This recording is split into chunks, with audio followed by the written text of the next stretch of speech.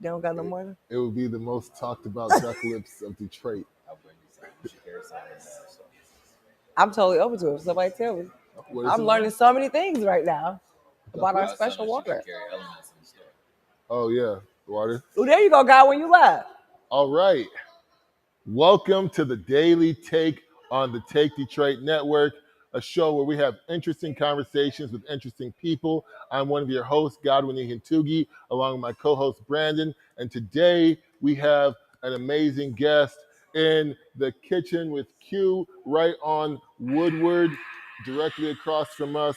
What would you say the cross street is of It's that? on Woodward in between West Grand Boulevard and Milwaukee. Seems like you've said this more than once. Per Siri. Siri. Oh, Siri. I'm Siri. Right? So we always like to start it off with something that's fun and light. So if you had an album cover, what would the title of that album be, and what would the album cover look like? First,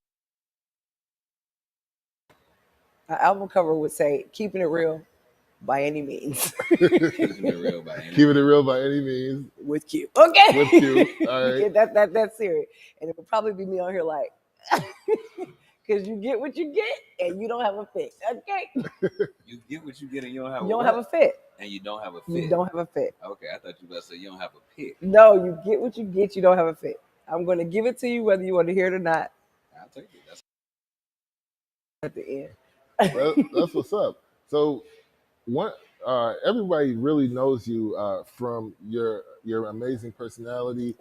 We catch you on Fox News every week, doing different cooking segments. You also have an amazing and robust cooking class program. Literally. You've got the Pistons in there, as well as a lot of different corporate partners. And then you also run an amazing meal plan program. Yeah. Me and my partner, we were on that meal plan program for quite a long time. Probably the whole It's some of pandemic. the best food, healthy, vegan options. And you also don't just do vegan, right? Yeah, I cook for everybody. Everybody eats. So wait, I got some questions about this meal plan. I have answers. I didn't know that this meal plan was going on. So y'all were having the meal plan. You were supplying the meal plan. Absolutely. What were y'all eating? Well, we were eating lots of different things. We had like portobello mushroom steaks. We had the beet hummus. That was actually one of my favorite things. Isn't that so good? Isn't that so good? So you got variety. So that's the thing, because I'm a human that has tried every meal prep on the market. So my brain wanted to make sure, and I get bored fast. So most people do meal preps and they give you the same thing every day. Every day. And that is the most annoying thing of my life. So So wait, you do a different meal each day? heck yeah. You get a variety. You get breakfast, lunch, dinner, Uh-huh. and then you get a different meal every day. So you don't Plus, eat the plus same you get thing. the snacks and shakes. Boom sauce. Wait, you get snacks, shakes, and a daily So meal. literally for breakfast, you'll get like a smoothie or a smoothie bowl. Lunch, you'll get like soup salad, main course for dinner. But every single day, you get something different. It's pretty dope. Wow. Wow. And a nice size meals. Megan and I would split some of the meals sometimes. So you get a good portion. It's Yeah. not like weakness. Okay.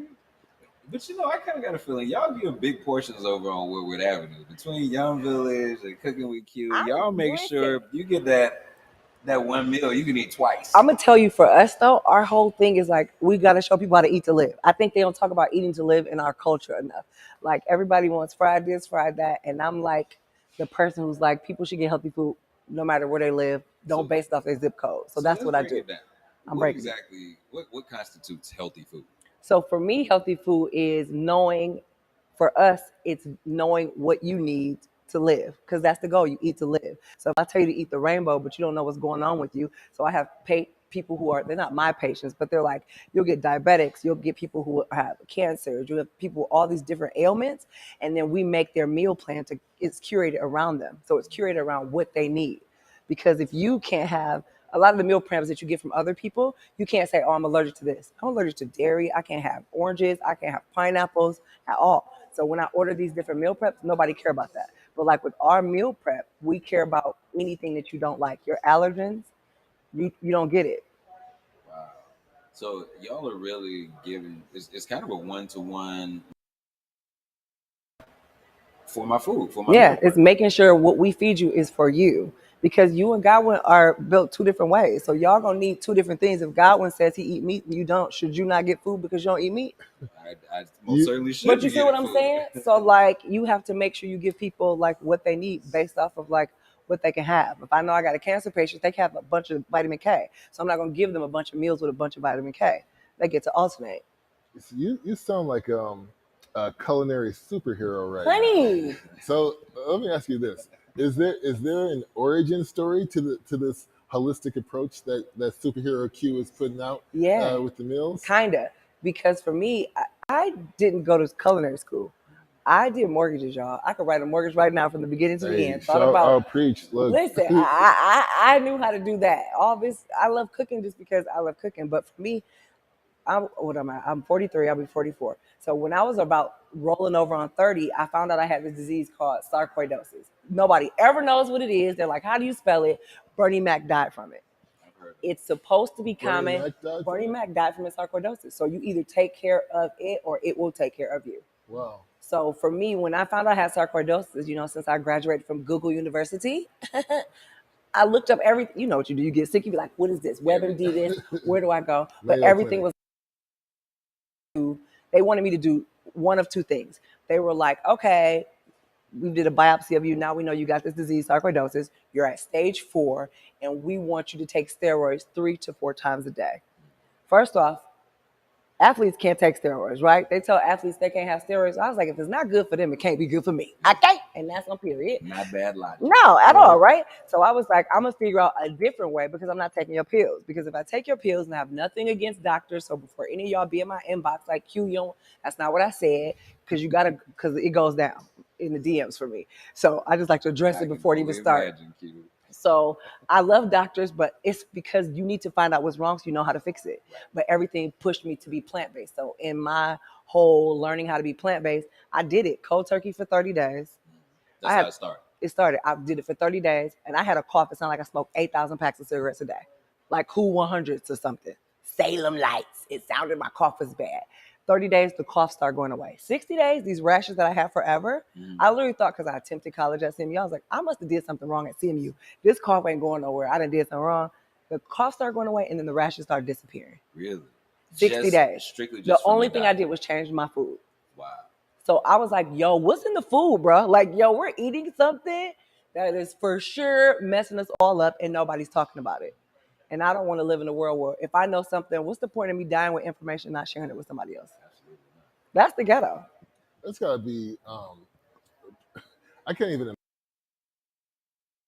what I would be going through mentally if I was visibly impaired with some type of sickness, and I just changed my diet, and all of a sudden I'm good again. You're like, what have been doing wrong for the last You call 29 everybody in years? the church. You call ring the towel bell. Like I was on Facebook. This is when Facebook first came out. You know what I'm saying? I'm 43 What now. kind of posts did you make? All kind of stuff. I was like, yo, look at the food. They were seeing the food. And what people noticed was like, you're making all this new food and you're not sick anymore. Because they remember, people remember negative stuff. It's so stupid.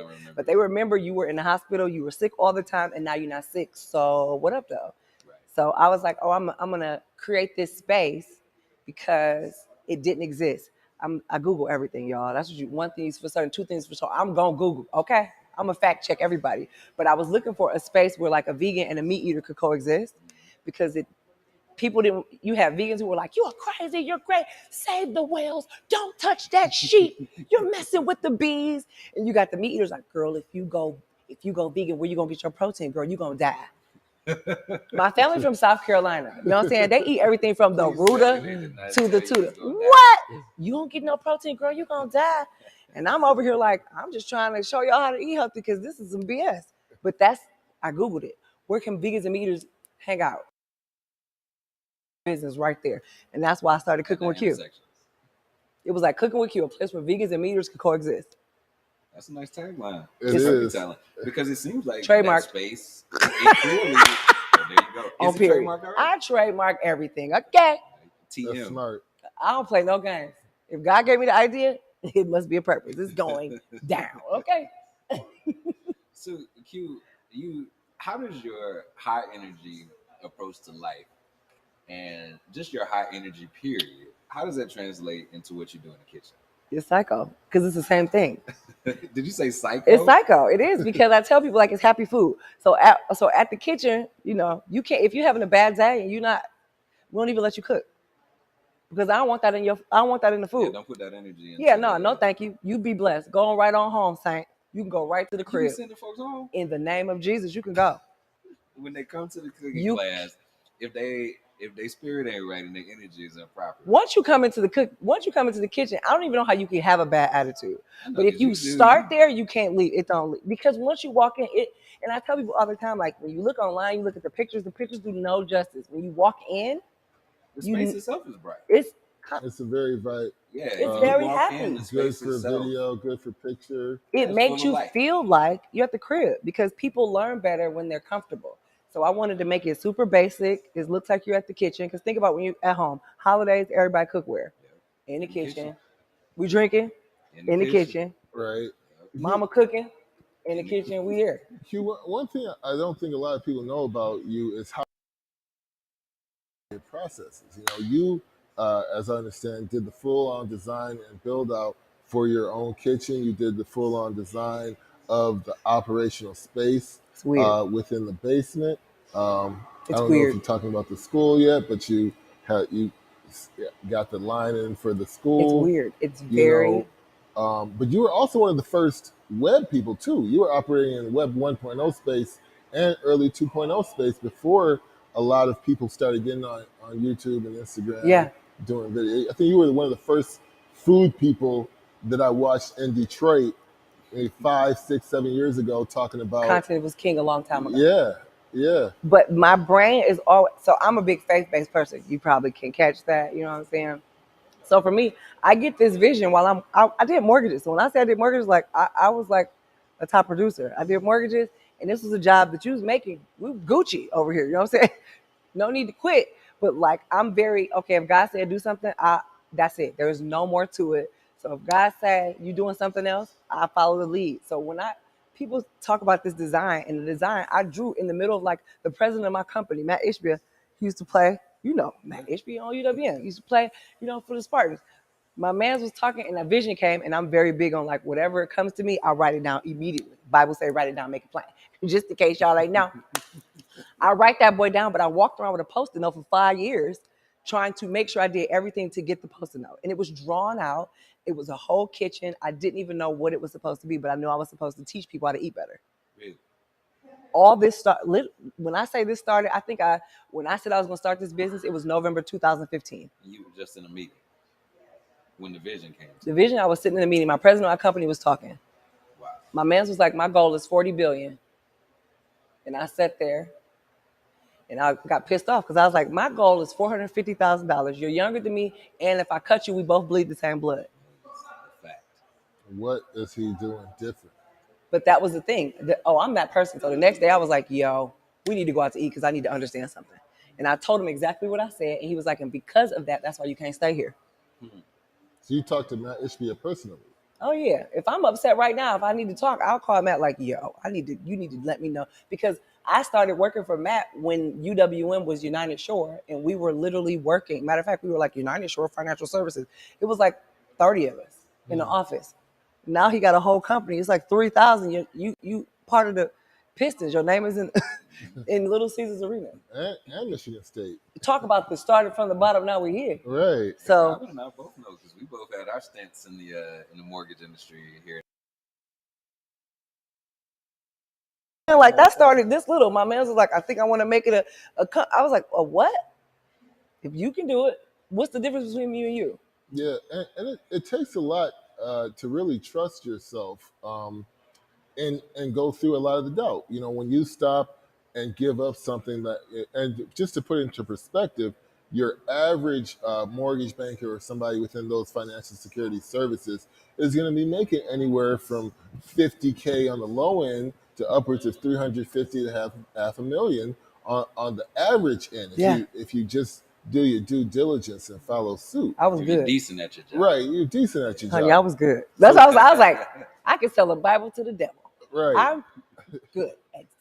So when you leave something so certain and guaranteed, everyone within your life is going to be talking with you. They're going to They're be gonna have something to say projecting Everybody to you. has unsolicited advice, is what I call it. unsolicited feedback. Are You you should sure you do want to this. do this? Are you Yeah. sure you What are want you to gonna do this? do? How you Well, going what to pay happens bills? if What if it doesn't work? And That's I was it. like, y'all live in a world where like I got a plan A, plan B.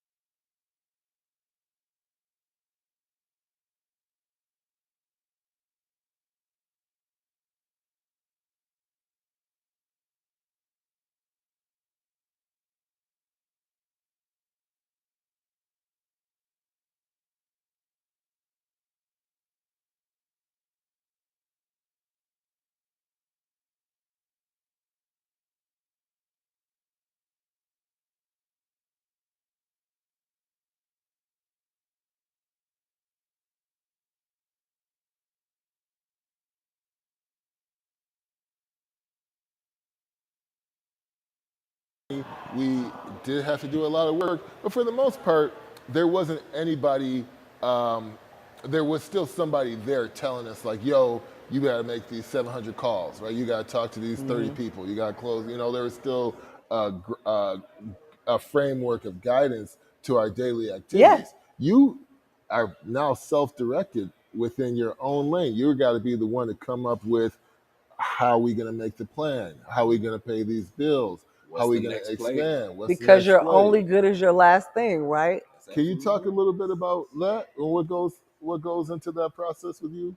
I think the biggest thing is when I don't want to say when I get the feeling that you have to do something, most of the time, your customers tell you everything that they need, but most of the time, people want to make products for themselves.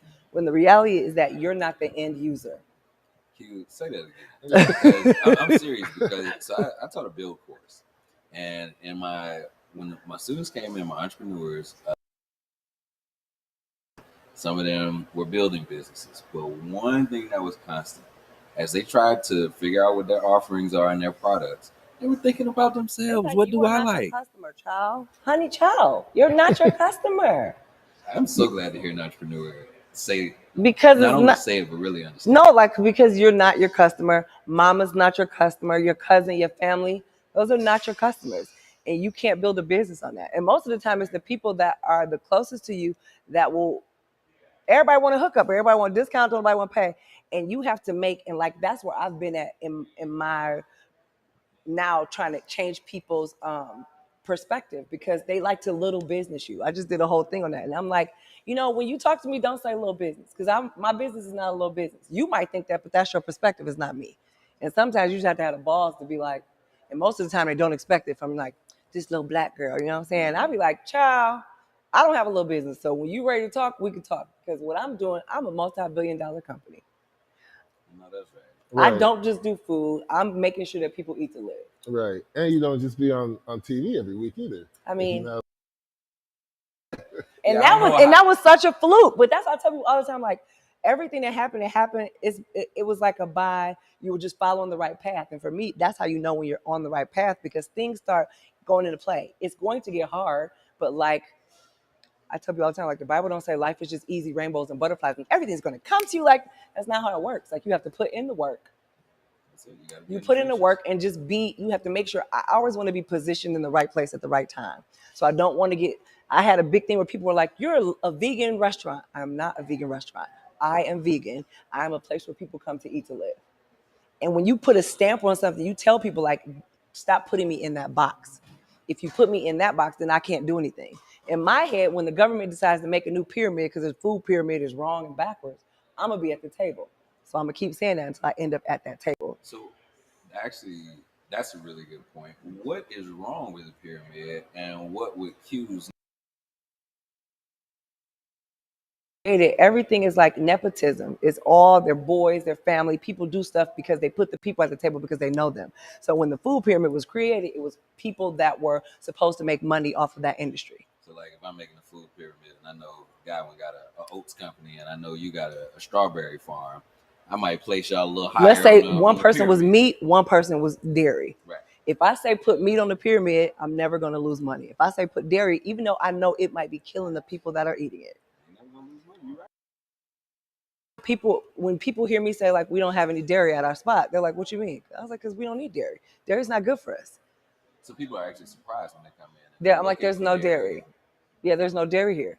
But again, it's in the food pyramid because somebody put it there. Nobody fact checked the people that created the pyramid. We live in a world where it's like going to the grocery store. I tell people all the time, when you go to the grocery store, all the apples are shining. I call it lip gloss. There's lip gloss on the apples, there's lip gloss on the grapes, blueberries are shining. But the reality is if I go to the apple orchard and pick an apple off of a tree, it's not shining. It's barely red. Like that. It's barely red. It's pretty dusty. It's really dirty. But we are so programmed to want things that are like pretty.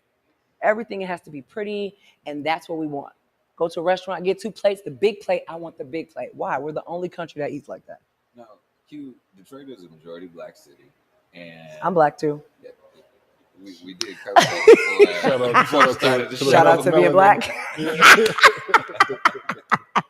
So Detroit is a black city, and a lot of states suffer from lactose intolerance. And you just mentioned the fact that you don't have any dairy at Cooking with Q. And you can't get nothing fried.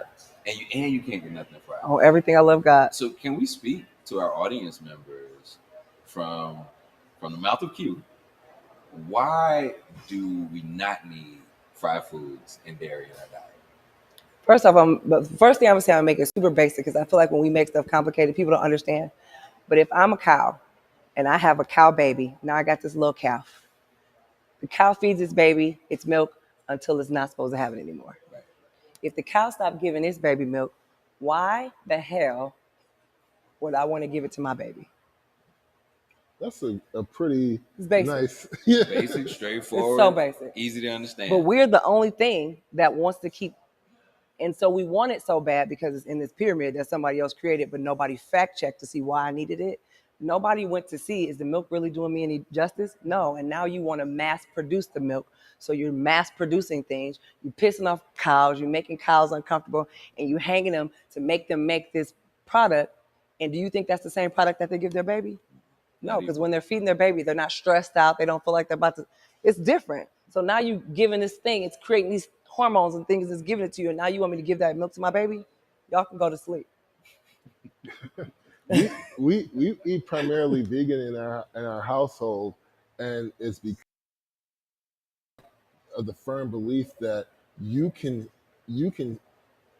taste that pain and trauma in the meat. You know, like I've seen videos in which you got the cow shedding tears because it knows what's about to happen as it's on its way down the belt and line. So I think that is very important. And I'm going to take this time just to make a plug here on the Daily Take. We've been interviewing a lot of political candidates, mainly within the 13th congressional seat, and some of the things on the docket there include policy administration towards big pharma companies as they supply antibiotics to farms, purveyors, producers, things of that nature. Because now we can talk about it. It's been going on, but now, do you understand what I'm saying? Like, so nobody fact checked, but when you start making noise, that's when you can make change. If everybody stays silent, nothing ever changes. Right. We owe it up to ourselves to challenge our policymakers to do things and put in provisions in place. Imagine if every single meat producer had on their packaging if they serve antibiotic byproducts to their chicken. We probably see a lot smaller chickens, number one. You mean normal size? Normal size. Because farms existed. I mean, think about farms before everything had to be in high production. That's what I tell people, like one day I'm gonna have my own farm, just like Oprah got her Oprah farm. I want my own farm, fruits, vegetables. where it's nothing but, our love and God's tears. I don't want any of your pesticides, none of that. Y'all Our can keep love and all that. God's tears. It's real life. You know what I'm saying? Like, that's it. Because, and I that's why I don't want to say push to my people, but I'm like, y'all, we have houses, we got land, we need to be getting land, making gardens. That's what we should be getting back to, like the real culture. Sure. Learning how to cultivate the land and grow the stuff that we want to eat. It's so It's not hard. well. That's the thing, is that they think that there's a taller wall or a greater barrier to entry You said it. than Because there they think. actually I want is. everybody to stop thinking for 2 seconds. Because people think and they overthink. And the Right. reality is, like, we need to get comfortable being uncomfortable. Do some stuff different than we used to. Sit at the table, eat dinner with your family, go for a walk, plant a garden, teach your baby how to, do something outside of like sit and Engage only watch YouTube. in a hobby or something. Q and Godwin, both of you are business owners within the food industry. And Godwin, you just mentioned a really important point, which is leveraging our power to impact policy. Oh, What about? I represent some musicians in New Orleans, and I talked to them about the environment for performing in New Orleans. What's happening is, because New Orleans is such a great performance city, artists don't really get paid fairly for their work. which is Same whack. thing in a lot of ways in Detroit. That's another conversation. My point is, True. I fussed at those artists and I said, hey, why don't y'all band together and demand different working conditions? Because these venues on the strip, they depend on you for their revenue. Ain't nobody coming in if ain't nobody performing, especially in the Big Easy, a city that's known for it. Squeaky wheel So gets the oil. I flipped that on y'all. When we talk about policy and you talk about even manufacturing from the food standpoint, what do y'all think about the opportunity or the viability of a campaign where business owners said, hey, we're not accepting food except but from under XYZ circumstances, or except from producers who meet This criteria. exactly. What do y'all think of that? I think that there's definitely some legs in the in taking advantage of the ability to leverage a social capital or a group of people. I do think that it can be very dangerous because there still are some things that are going to play out circumstantially. I won't take too much time, but I'll bring up Mo Better Blues, an example.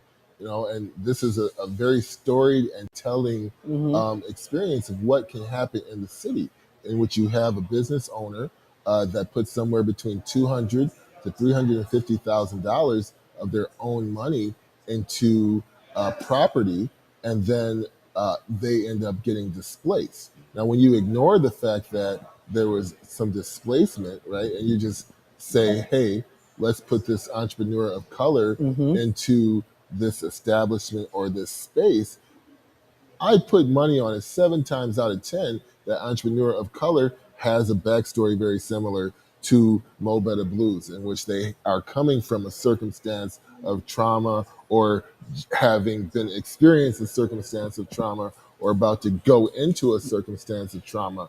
And those things are still on the table in addition to everything else, right? We serve only Black-owned alcohol, Black-owned beer, Black-owned wine at our place of business, and we try to primarily deal with Black-owned purveyors, vendors, as well as have a staff that is primarily Black-owned. And while this may be anecdotal and subjective to some, a lot of my team members, for example, don't have their own transportation, right? And so do I have to now take care of covering a wage that will be sustainable for Because someone that part. who isn't driving on their own, or someone who doesn't have access to a traditional form of daycare, which is one of the biggest barriers of employment within this city. And that can be transferred over to artists who are also within those same demographics and groups as well. Is the onus on the restaurant to provide for a system that doesn't cater towards working conditions for all groups equally? Or do we ignore that little nugget that never-ending caveat that's always going to But be you there can't. for entrepreneurs. It's the squeaky wheel gets the oil. We have to talk about it. And I think I feel like people have been okay with being silent. I don't want to make things work. I don't want to ruffle feathers. And it's like, man, get comfortable being uncomfortable. I'm going to give you what you want. I'm going to give you what you need to hear regardless, by any means, because somebody got to say it. For me, my whole thing is I feel like healthy food should be available to everybody. People shouldn't get healthy food based off of their zip code. How much money you make. Pisses me off. Like, it pisses me off because I did a test for my own self. I just drove up and down 8 Mile just so I can see how far will I have to go to get kale. How far did you have to go? Far. You couldn't get kale unless it was bagged. Bagged? Prepackaged, bagged. Prepackaged for you. You couldn't get fresh kale. So ways we have to open our mouths to say something. When I teach my classes, I tell people the same thing. Like, if you can go to your gas station at the corner of the block and they have chips, hot chips, donuts, snacks at the register, if you don't tell them I require a fresh vegetables, have bananas, have apples, if nobody says anything, do you think they're going to change it? They're going to give you what they think the community deserves. Y'all don't eat healthy. When I first was attempting to open up the kitchen, somebody told me, I can't believe you want to put a healthy restaurant in the middle of Detroit.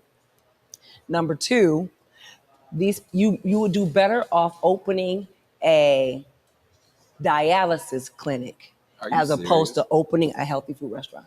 To my face. A dialysis clinic. To my face. This is true. You know, like, to my face. They say that. That's deep. That's heavy. To my face. It also speaks. It speaks to, I think, one a larger view of our communities in general.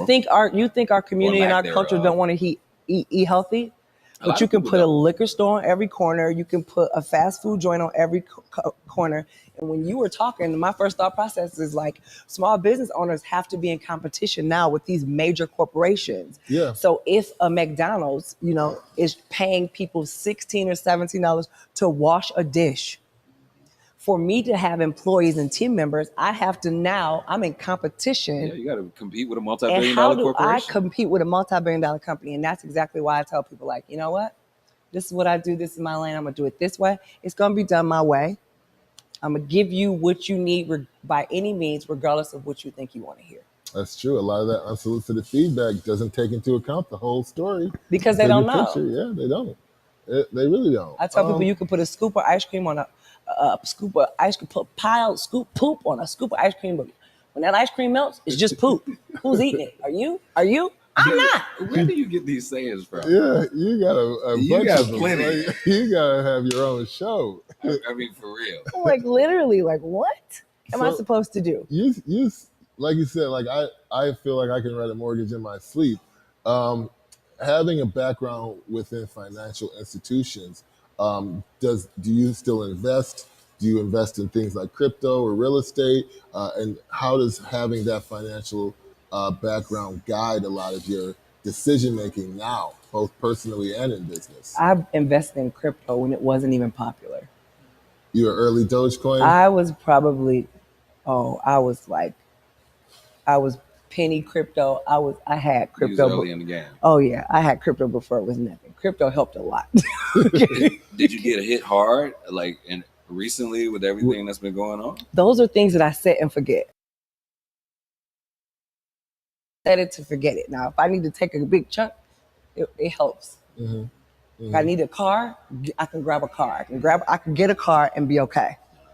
Because it's not money that I want to get for right now. Right. It's safe money. It is. It's just like you put stuff. Yes, I invest.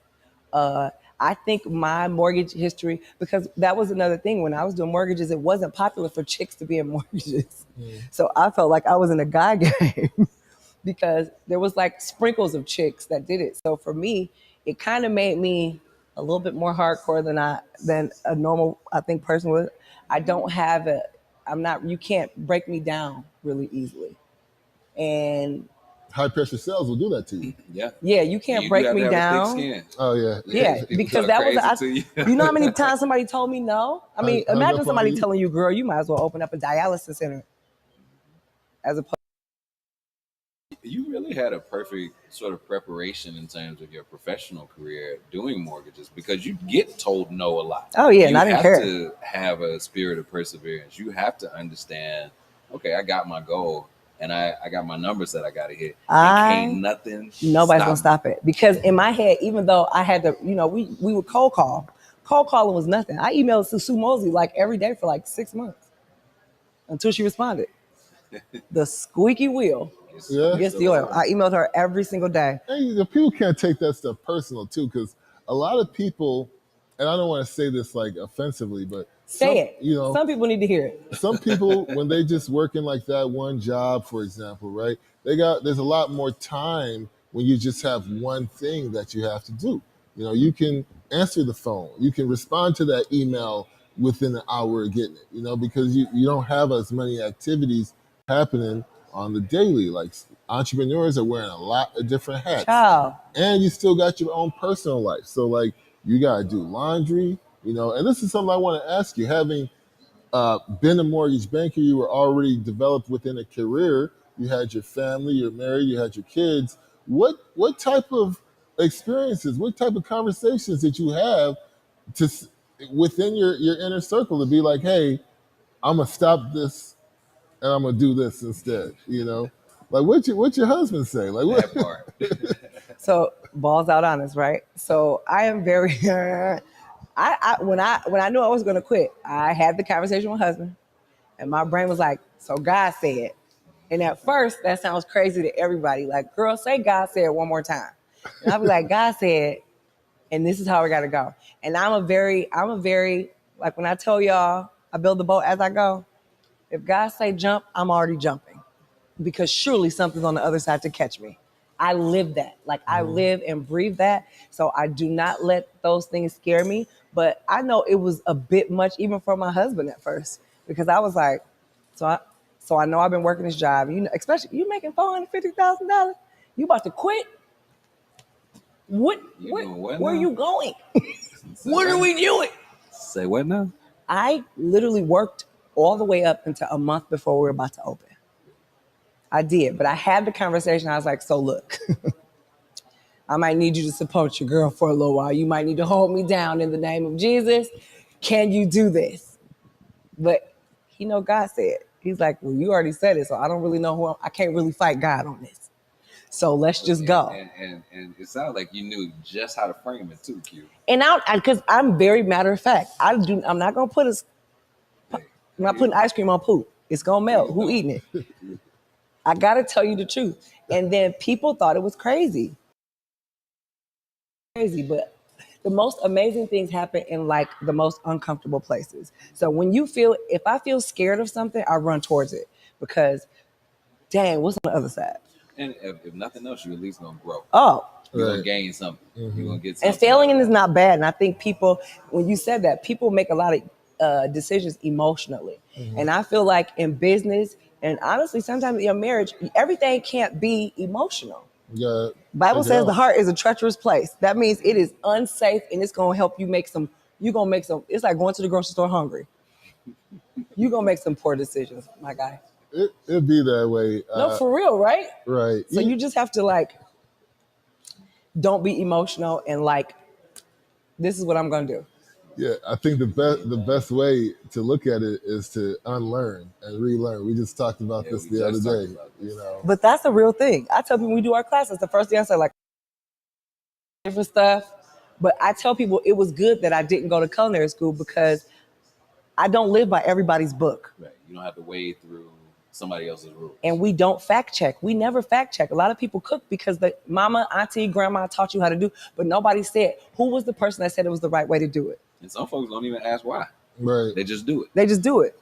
So I'm a fact checker. So I'm like, fact check me. It's like going to church and sitting there and the pastor ain't gave me no scriptures. Like, bruh, what up, though? Like, I don't even know what you're talking about right now. So, Guy, when you mentioned unlearning, and we did have this conversation with a previous guest, but Q, that's essentially what you described when you started this journey. you unlearn your eating habits in the service of improving your health.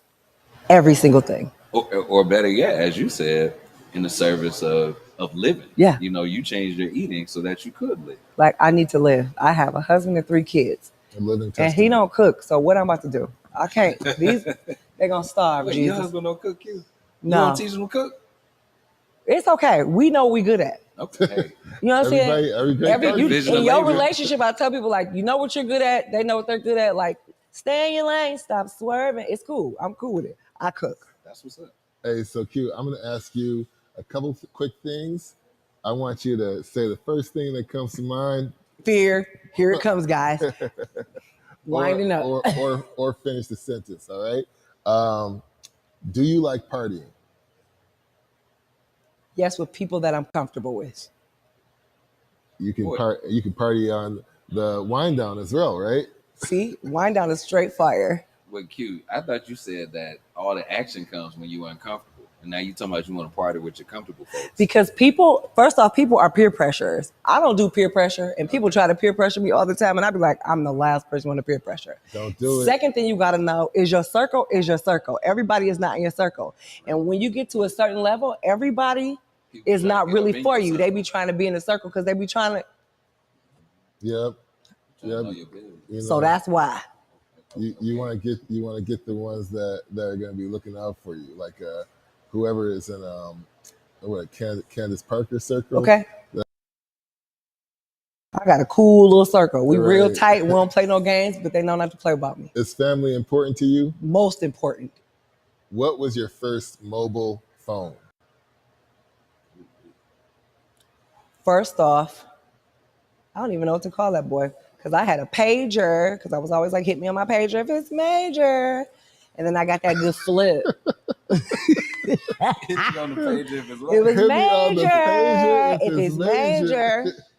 And then I got that good flip phone. I don't even know what it was. It was like T-Mobile or something. It was. But it was like a Z. It was something. They had a Razor? phone. The Razor? Yes, it was. Oh, I remember the It was Razor. The Razor was yes. fire. I was fire. You know that sidekick where you could like type because You had the expensive phone. honey child. You been I was getting living my best life. them phones Living was my life expensive like back in it's the day. I golden. remember wanting a sidekick. Honey, I've been working since I was 14. Okay, so you're not afraid of hard work. What was the last thing that you got excited about? The last thing that I got excited about. Actually, I was excited when I came in here today because I had never been to this spot. And I love, first off, I love Pac-Man. That's one thing you got to know. I love some Pac-Man, okay? And Tetris. And then I saw they had Mario Kart. So We might need to get up on the game real quick. Hey, we actually need to start doing that. Yeah, get some Going people forward. playing. because let me play a tell little- you, What is your husband's blood type? I don't know. Actually, I think it's And Rare type.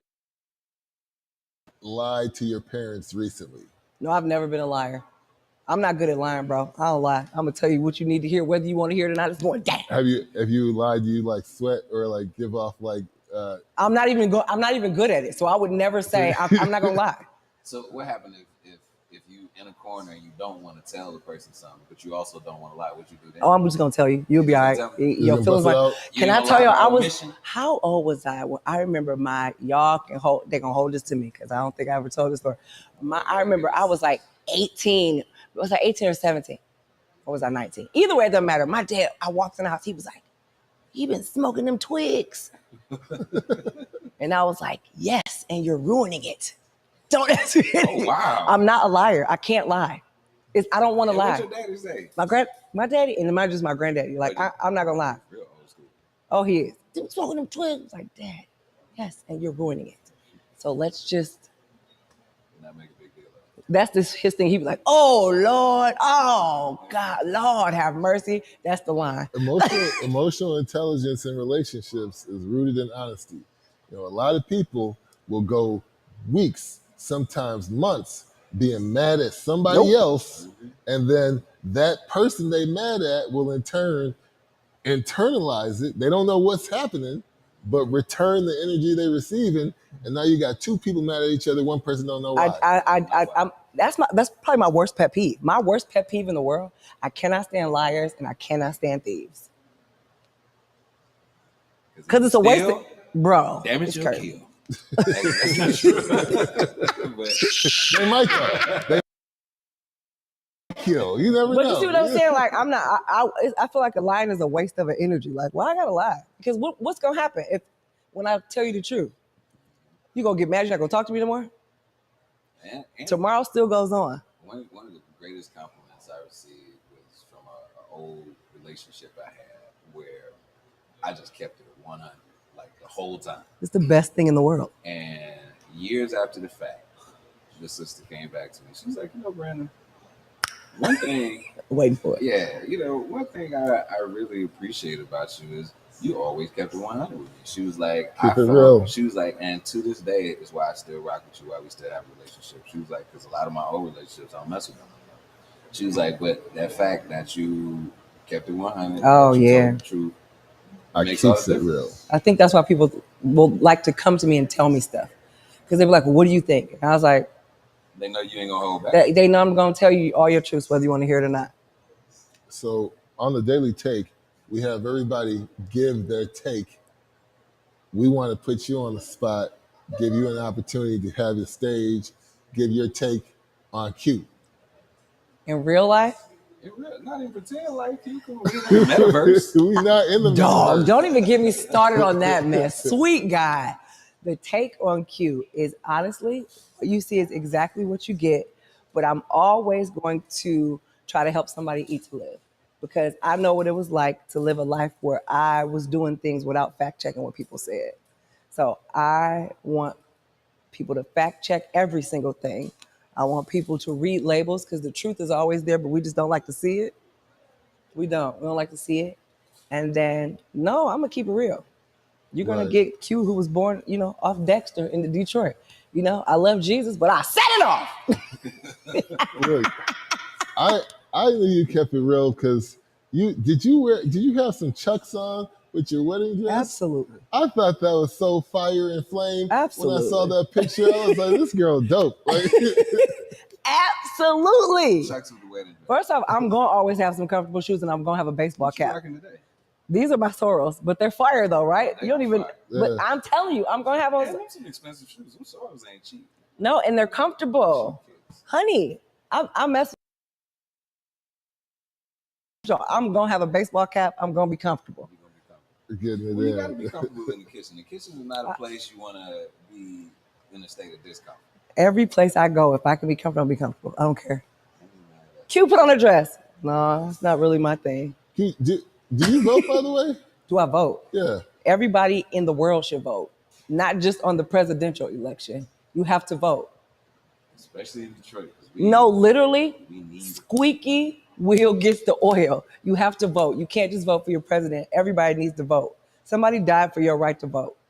Get off your butt and vote. If you can show up for a concert, if you can show up for free food, if you can show up for your girl's baby shower, you should be able to get your butt up and vote because you live in this place and you have a voice. Use it. That's real.